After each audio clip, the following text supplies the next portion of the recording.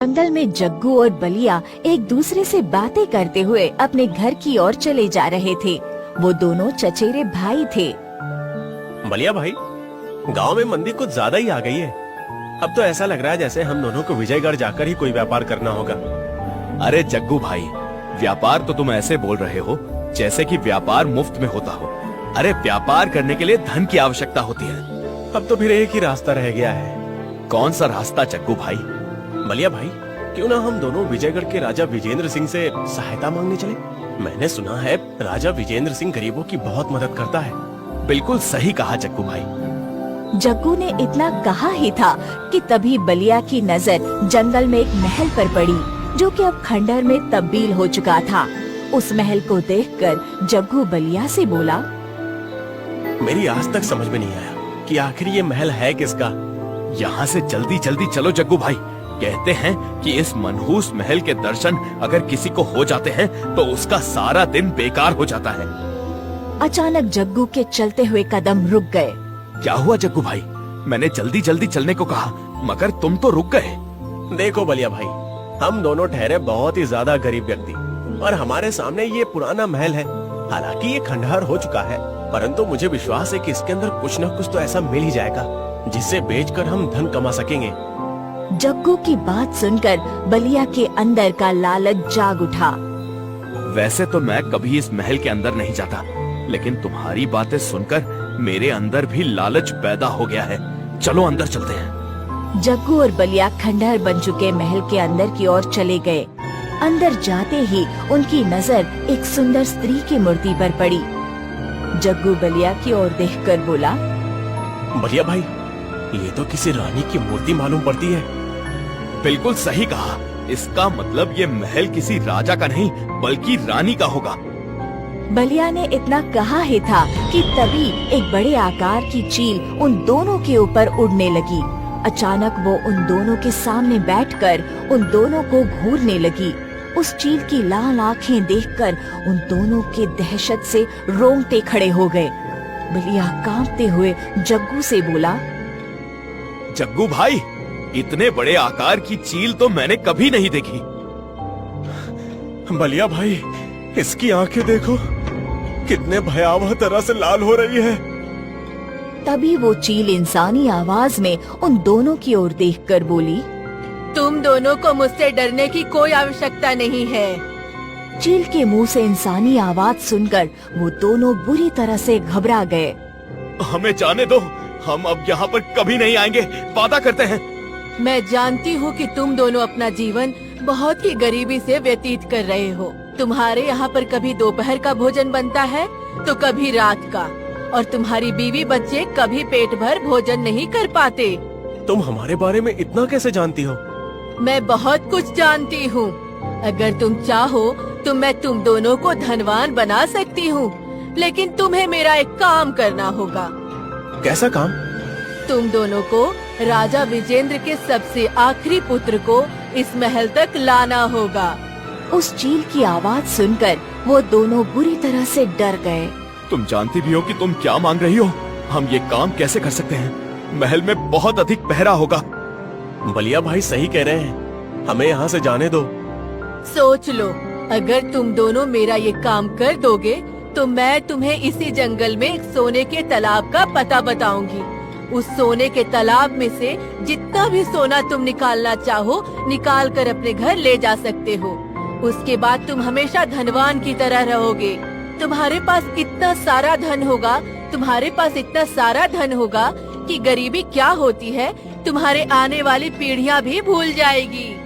चील की बात सुनकर बलिया और जग्गू के मन में लालच जाग उठा। जग्गू गहरी सोच में डूबता हुआ उस चील की ओर देखकर बोला, ठीक है, हमें 2 दिन का समय दो। मैं तुम्हें 2 दिन का समय नहीं बल्कि 1 हफ्ते भर का समय देती हूँ। अगले हफ्ते तुम राजकुमार को यहाँ पर ले आना। अब तुम दोनों जा सकते हो। बलिया और जग्गू उस खंडर नुमा महल से बाहर निकल आए और सीधे अपने घर पर आ गए।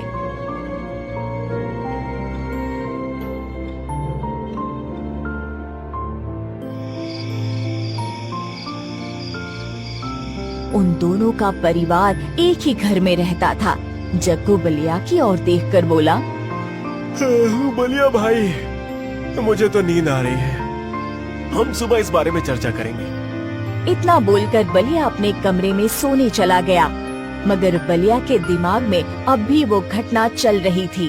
बलिया का घबराया हुआ चेहरा देखकर उसकी पत्नी आरती उससे बोली, क्या बात है जी, आपके चेहरे पर चिंता की लकीरें क्यों झलक रही हैं? और आप इतने घबराए हुए क्यों हैं? बलिया अपनी पत्नी को सारी घटना बताते हुए बोला, तुम ही बताओ आरती, हमें क्या करना चाहिए? उस महल की तरफ दोबारा मुड़कर नहीं देखना चाहिए। कहीं तुम वास्तव में राजा विजेंद्र के सबसे छोटे पुत्र राजकुमार अशोक का अपहरण करने की तो नहीं सोच रहे? सच बताऊं आरती, तो मैं कुछ ऐसा ही सोच रहा हूँ। आखिर हम कब तक गरीबी में अपना जीवन व्यतीत करते रहेंगे? कब तक हमें भूखे पेट सोते रहना होगा? तो क्या इसके लिए तुम राजकुमार का अपहरण करोगे? पता नहीं वो रहस्यमय चील राजकुमार के साथ क्या करेगी। मुझे तो बहुत डर लग रहा है। डरने से पहले एक बार अपनी 15 वर्षीय पुत्री कमला को भी देख लो। कुछ समय बाद हमें उसके हाथ भी पीले करने हैं, और उसके हाथ पीले करने के लिए हम धन कहाँ से लाएंगे? अरे हमारे पास तो भोजन तक के लिए धन नहीं है। बलिया की बात सुनकर उसकी पत्नी चुप हो गई। सच तो ये था कि बलिया की पत्नी के अंदर भी लालच जाग उठा था।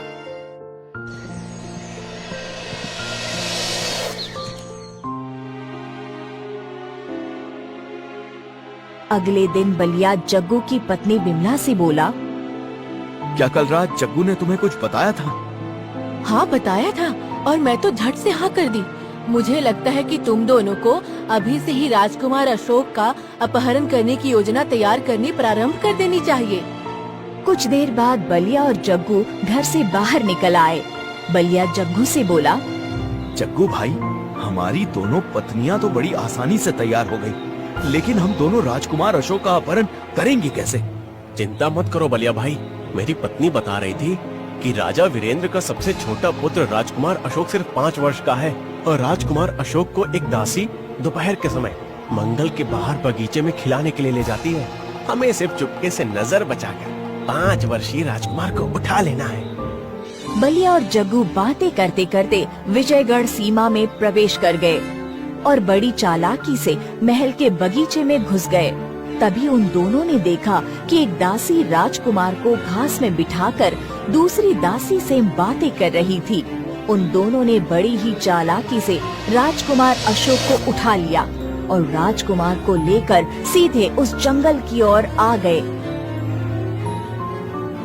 जहाँ वहाँ पर खंडहर नुमा महल बना हुआ था। वो दोनों राजकुमार अशोक को लेकर जैसे ही उस महल के अंदर घुसे, तभी वो चील उड़ते हुए उन दोनों के सामने बैठ गई। मुझे विश्वास था कि तुम दोनों ये काम कर सकते हो। हमने तुम्हारा काम कर दिया, अब तुम हमारा काम करो। हाँ, हमें उस सोने के तालाब का पता बताओ। जग्गू ने इतना कहा ही था कि तभी उस चील ने अपने मुंह से एक हीरा निकाल दिया। वो हीरा बुरी तरह से जगमगा रहा था। चील उन दोनों की ओर देखकर बोली, इस हीरे को उठा लो। रात के समय ये हीरा अपनी जगमगाती हुई किरणों से तुम दोनों को उस जादुई सोने के तालाब की दिशा बताएगा। अब तुम जा सकते हो। बलिया और जग्गू हीरे को लेकर खुश होते हुए महल से बाहर निकल गए। अंधेरा छा चुका था। वो दोनों कुछ ही दूर चले थे, तभी उस हीरे ने चमकना शुरू कर दिया। वो दोनों हीरो की चमकती हुई किरणों की दिशा की ओर चलने लगे। कुछ घंटे बाद उन्होंने अपने आप को एक सुंदर सोने के तालाब के समीप पाया। उस सोने के तालाब में सोने के बर्तन से लेकर सोने के सिक्के तक तैर रहे थे। सोने के तालाब को देखकर बलिया चीखते हुए जग्गू से बोला, अरे वाह जग्गू भैया, हम तो धनवान हो गए। सही कह रहे हो बलिया भैया, इतना सोना तो मैंने कभी सपने में भी नहीं देखा। अब देर मत करो, जितनी जल्दी जितना सोना उठा सकते हो उठा लो। बलिया और जग्गू ढेर सारा सोना उठाकर सीधा अपने घर की ओर ले गए।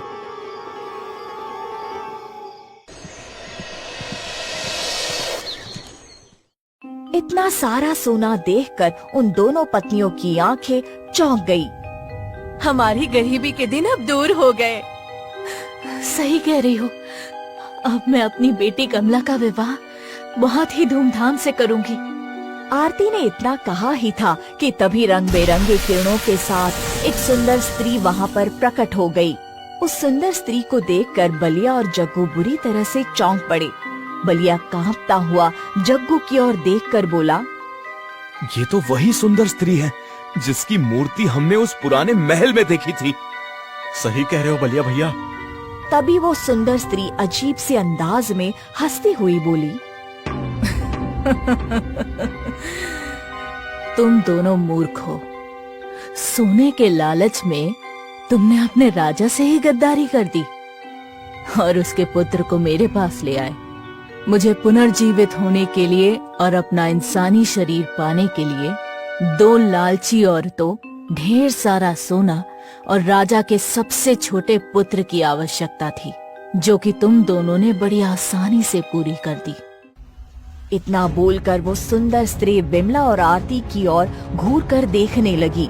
अचानक ही वो तीनों वहाँ से गायब हो गई और वहाँ का ढेर सारा सोना भी गायब हो गया।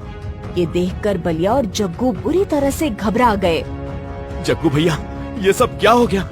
बलिया भाई, लगता है हमारे साथ बहुत बड़ा धोखा हुआ है। जग्गू ने इतना कहा ही था कि तभी उसके पीछे एक भारी आवाज टकराई। तुम दोनों की वजह से राज्य और राज्य के वासी कितनी बड़ी मुसीबत में फंस चुके हैं, तुम्हें इसका अंदाजा भी है? बलिया और जग्गू ने जैसे ही पीछे पलटकर देखा तो उनके सामने एक साधु राजा वीरेंद्र के साथ खड़ा हुआ क्रोधित भरी नजरों से देख रहा था। राजा वीरेंद्र गुस्से से उन दोनों की ओर देखकर बोला, मन तो करता है तुम दोनों का गला इसी समय काट दूं, लेकिन क्या करूं, मुझे साधु महाराज ने रोक रखा है। ऐसी गलती भूल कर भी मत करना राजन, नहीं तो तुम अपनी सौतेली माँ को कभी नहीं हरा पाओगे। राजा वीरेंद्र गुस्से से साधु की ओर देखकर बोला, लेकिन साधु महाराज, इन दोनों व्यक्तियों ने मेरे सबसे छोटे पुत्र अशोक का अपहरण किया है और आप कहते हैं कि मैं इन्हें ऐसे ही छोड़ दूं? मत भूलो राजन कि इन दोनों को राजकुमार अशोक को उठाते हुए किसी ने नहीं देखा था। अगर मैं तुम्हें अपनी दिव्य दृष्टि से नहीं बताता कि राजकुमार अशोक का अपहरण किसने किया है तो तुम कभी नहीं जान पाते। इसलिए मेरी बात ध्यान से सुनो। ऐसा कोई भी कदम मत उठाना जिसकी वजह से हम सबको नुकसान उठाना पड़े। राजकुमार अशोक अभी सुरक्षित हैं, लेकिन वो ज्यादा देर तक सुरक्षित नहीं रह पाएंगे। तुम्हारी सौतेली माँ रुक्मणी ने इस संसार में फिर से वापसी की है, जो कि संसार के लिए बहुत ही घातक है। तभी बलिया डरते हुए साधु की ओर देखकर बोला, साधु महाराज, आखिर ये सब क्या रहस्य है? वो सुंदर स्त्री कौन थी जो मेरी और जग्गू की पत्नी को लेकर अचानक गायब हो गई?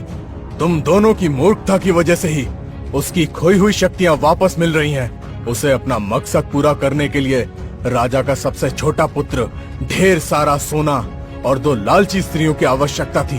अब तुम दोनों मुझे पूरी घटना विस्तार से बताओ। जग्गू कांपते हुए सारी घटना साधु को बताने लगा। सारी घटना सुनने के बाद साधु उन दोनों की ओर देखकर बोला, जानते हो वो चील कौन थी? नहीं साधु महाराज, आखिर वो कौन थी, बताइए। वो चील कोई और नहीं बल्कि राजा वीरेंद्र की सौतेली माँ रुक्मणी थी, जिसे मैंने वर्षों पहले अपनी शक्ति से चील में परिवर्तित कर दिया था। क्योंकि राजा वीरेंद्र की सौतेली माँ रुक्मणी अपने सारे परिवार को मारकर सारे राज्य को हथियाना चाहती थी।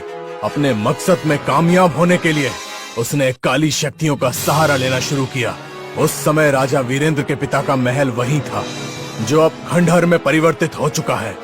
तभी राजा वीरेंद्र साधु से बोले, लेकिन साधु महाराज, अब क्या होगा? कहते हैं कि दुश्मन चाहे कितना भी चालाक क्यों ना हो, मगर वो एक न एक गलती जरूर करता है। और तुम्हारी सौतेली माँ रुक्मणी ने भी एक गलती कर दी। कौन सी गलती साधु महाराज? चील के रूप में रुक्मणी ने वो हीरा इन दोनों को थमा दिया। इतना बोलकर साधु उन दोनों की ओर देखकर बोले, वो हीरा कहाँ है? बलिया ने तुरंत अपनी जेब से हीरा निकालकर साधु को पकड़ा दिया। साधु उन सब की ओर देखकर बोला, चलो मेरे साथ, आज चंद्र ग्रहण की रात है। इससे पहले कि वो अपने मकसद में कामयाब हो जाए, हमें उस महल के अंदर पहुंचना होगा। कुछ ही देर में वो सब महल के अंदर खड़े हुए थे। तभी राजा वीरेंद्र की नजर 5 वर्षीय राजकुमार अशोक पर पड़ी, जो कि जमीन पर बेहोश पड़ा हुआ था और एक चील राजकुमार को घूर रही थी। राजकुमार के अगल बगल में ढेर सारा सोना भी पड़ा हुआ था और उसी सोने के ढेर पर बलिया और जग्गू की पत्नियां बेहोश पड़ी हुई थी। राजा वीरेंद्र अपने पुत्र की ओर जैसे ही आगे बढ़ा, तभी साधु चीखते हुए बोले, आगे मत बढ़ना राजन, वो कोई साधारण चील नहीं है। तभी वो चील अपनी लाल आँखों से साधु की ओर देखते हुए बोली, तो तू यहाँ तक आ गया साधु, लेकिन अब तेरी कोई भी चाल कामयाब नहीं होने वाली। कुछ ही देर में चंद्र ग्रहण हो जाएगा। चंद्र ग्रहण होते ही मैं अपनी चोंच से इन सब की आंखें निकाल कर खा जाऊंगी। उसके बाद जादुई तालाब की इन सोने की किरणों से दोबारा अपनी इंसानी शरीर में आ जाऊंगी। फिर तू मेरा कुछ नहीं बिगाड़ सकता। साधु चीखते हुए चील की ओर देखकर बोला, चंद्र ग्रहण होने में अभी कुछ समय बाकी है रुक्मणी, तेरी एक कमजोरी मेरे पास है। इतना बोलकर साधु ने वो हीरा निकाल लिया। साधु के हाथ में हीरा देखकर रुक्मिणी बुरी तरह से क्रोधित होते हुए बोली, गलती हो गई, बहुत बड़ी गलती हो गई। बुरा इंसान कितना भी चालाक क्यों ना हो, लेकिन कोई ना कोई गलती जरूर करता है। मैं जानता हूँ इस हीरे में तेरी जादुई शक्तियाँ हैं और इसी हीरे में तेरी जान बसती है। वर्षों पहले जब मैंने तुझे चील के रूप में परिवर्तित किया था, तब मैंने इस हीरे को बहुत तलाशा था, लेकिन मुझे नहीं मिला। लेकिन आज मुझे इन 2 मूर्खों से पता चला कि ये हीरा तूने अपने पेट के अंदर रखा हुआ था।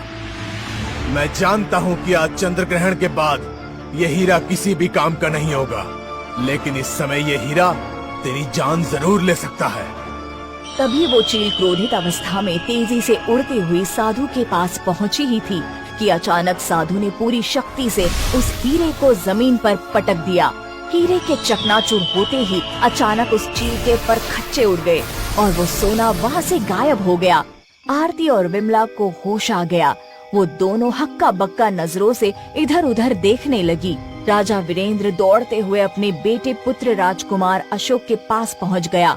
बलिया और जग्गू राजा वीरेंद्र की ओर देखकर बोले, हमें क्षमा कर दीजिए राजन, ये सच है कि लालच ने हमें अंधा कर दिया था। इस महल के अंदर प्रवेश करने से पहले हम आपके ही पास मदद के लिए आने वाले थे महाराज, लेकिन हम चील की बातों में आ गए। साधु मुस्कुराते हुए राजा की ओर देखकर बोला, इन दोनों को क्षमा कर दो राजन, इनकी गलती की वजह से ही तुम्हारी सौतेली मां रुक्मणी आज नरक में पहुंच गई, वरना भविष्य में कभी ना कभी वो किसी न किसी को अपना मोहरा जरूर बनाती।